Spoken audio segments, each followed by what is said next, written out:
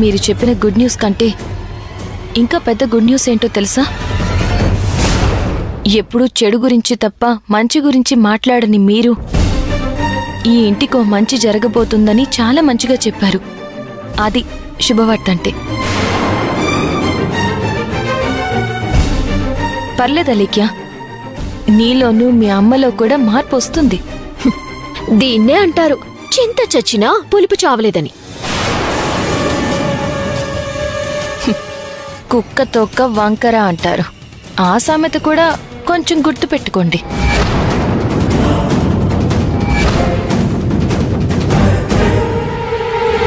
చిచి, దీంతో మనకింటమ్మా? దీని సంగతి తర్వాత చూద్దాం. పద.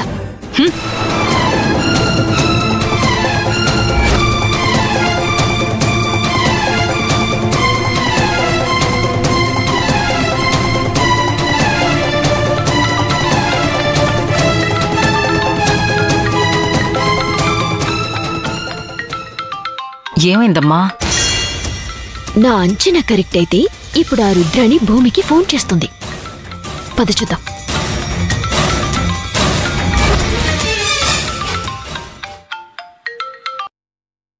హలో, ఎవరు? రుద్రాణిని మాట్లాడుతున్నాను. నేను నీతో మాట్లాడదలుచుకోలేదు. భూమి,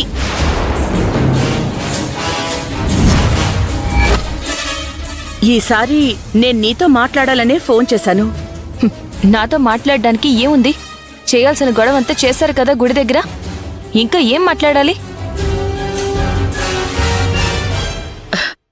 చూడు భూమి, నేనిలా ఫోన్ చేయడం నీకు ఇష్టం ఉండదని నాకు తెలుసు. నాతో మాట్లాడడం ఇష్టం ఉండదు అని కూడా తెలుసు. కానీ నేను నీతో మాట్లాడాలి. నేరుగా ఇంటికొచ్చే మాట్లాడొచ్చు, కానీ నేనొస్తే బాగోదు. ఏమనుకోకుండా ఒకసారి మా ఇంటికి రాగలవా? మీరు మా ఇంటికొస్తే ఎలా బాగోదో, నేను మీ ఇంటికి వచ్చినా కూడా అలాగే బాగోదు.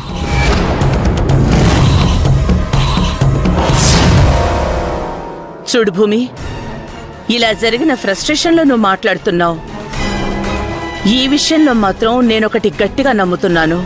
నిజంగా నువ్వు ఆ పెళ్లి చెయ్యాలి అనుకుంటే నేను కూడా ఆపగలిగేదాన్ని కాదు. నీ సామర్థ్యం నాకు తెలుసు కదా. ఖచ్చితంగా నువ్వు ఆ పెళ్లి ఆపాలనే వచ్చావు. ఆ విషయం నాకు అర్థమైంది. ఒకవేళ ఆ క్షణానికి నేను ఆపగలిగినా మళ్ళీ నువ్వు ఆ పెళ్లి చేయడానికి ప్రయత్నించేదానివి, పెళ్లి చేసేసేదానివి కూడా. కామ్గా ఉన్నావంటే ఖచ్చితంగా ఈ పెళ్లి జరగడం నీ కూడా ఇష్టం లేదు.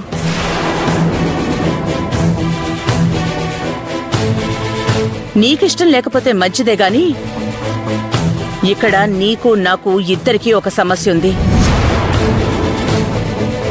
మావాడి విషయంలో నాకు ఆ ప్రాబ్లం సాల్వ్ చేయడం నాకెంత ముఖ్యమో శౌర్య విషయంలో నీ కూడా అంతే ముఖ్యం. నా కొడుకు నా ఇష్టానికి భిన్నంగా ఒక అమ్మాయిని పెళ్లి చేసుకుంటే మహా అయితే నా పరువు మాత్రమే పోతుంది. కానీ నీకలా కాదు కదా. నీ కుటుంబమే పోతుంది, నీ కాపురమే కూలిపోతుంది.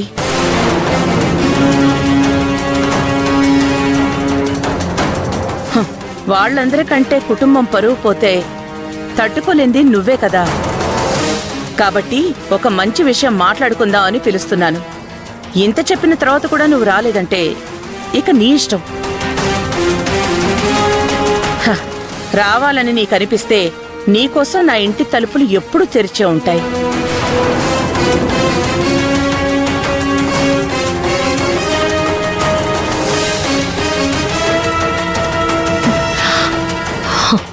సరే, వస్తున్నాను.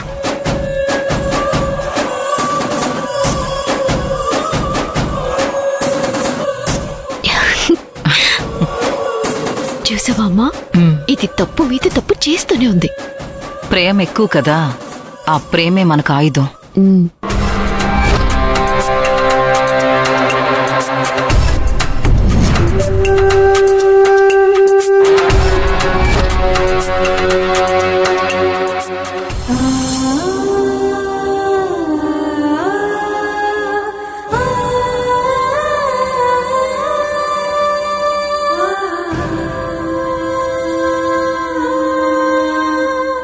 మహా.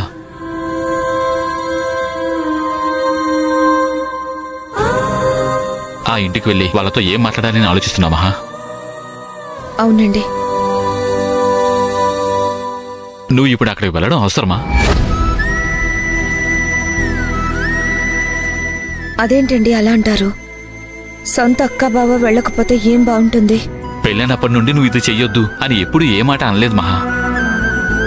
కానీ ఈ విషయంలో చెప్తున్నానంటే ఎందుకు చెప్తున్నానో అర్థం చేసుకో. ఇప్పుడు నువ్వు ఒట్టి మనిషివి కాదు, కడుపుతో ఉన్నావు. కడుపుతో ఉన్న ఆడపిల్లలు చాలా ప్రశాంతంగా ఉండాలి. ఎక్కువ బాధని మనసులోకి తీసుకోకూడదు, ఎక్కువ కష్టాన్ని కూడా తీసుకోకూడదు. ఇంత గొడవ జరిగిన తర్వాత, ఇక్కడంత అవమానం వాళ్ళకి జరిగిన తర్వాత మీరంతా వెళ్తారు, బానే ఉంది. తీరా అక్కడికి వెళ్ళిన తర్వాత వాళ్ళు శౌర్య గురించి ఏదైనా చెడుగా మాట్లాడినా, మీ కుటుంబం గురించి మాట్లాడినా నువ్వు తట్టుకోలేవు. లేనిపోని గొడవ అవుతుంది. తప్పు మనవైపు ఉంది కాబట్టి వాళ్ళకి సమాధానం చెప్పలేము. వాళ్ళతో మాటలు పడి బాధపడాల్సిన అవసరం ఏముంది చెప్పు? అందుకే అసలు అక్కడికి వెళ్లకుండా ఉంటే మంచిది కదా. చూడండి, నేనేదో మీ మాట కాదంటున్నానని అనుకోద్దు, కానీ నేను వెళ్ళక తప్పదండి. నేను ఆలోచించమంటుంది నీ కడుపులో ఉన్న మన బిడ్డ గురించి.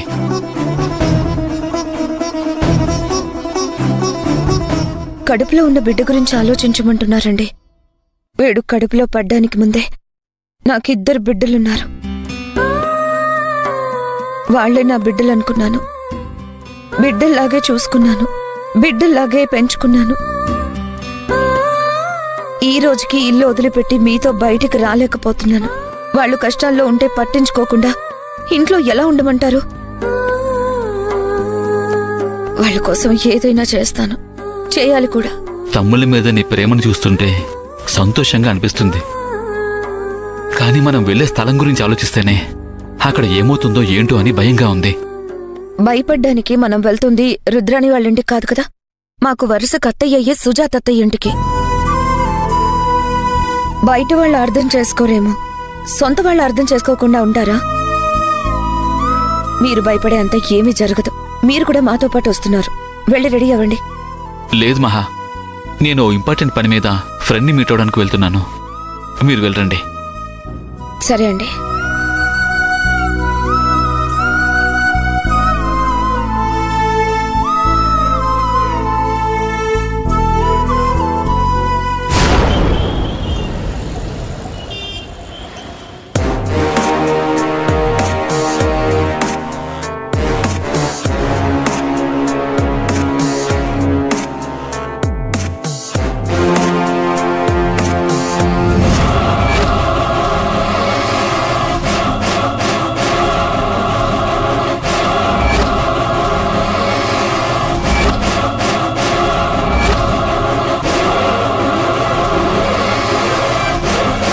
ఇంత దూరం వచ్చాక వెళ్ళి ఏదో ఒకటి మాట్లాడొస్తే సరిపోతుంది.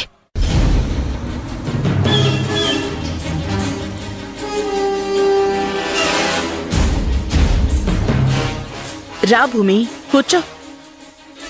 ఎందుకు పిలిచారు నన్ను? కూర్చో భూమి, చాలా మాట్లాడాలి. మీ మర్యాదల కోసం రాలేదు. మాట్లాడాలనుకునే విషయం మాట్లాడితే నేను వెళ్ళిపోతాను. చెప్పాలనుకున్నది సూటిగా చెప్పండి.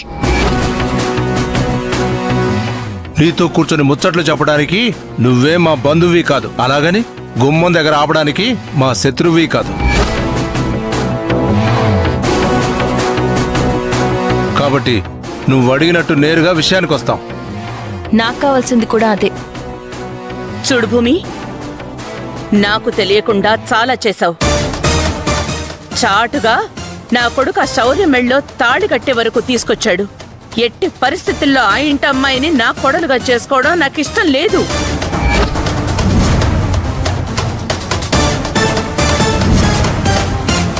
నీ కొడుకు కోసం నువ్వు మనసు మార్చుకోవచ్చు. మా ఇంట్లో వాళ్ళకి ఆ ఆలోచన కూడా లేదు. నీ కొడుకు అని తెలిసిన తర్వాత అసలు తన గురించి ఆలోచించడమే మానేశారు.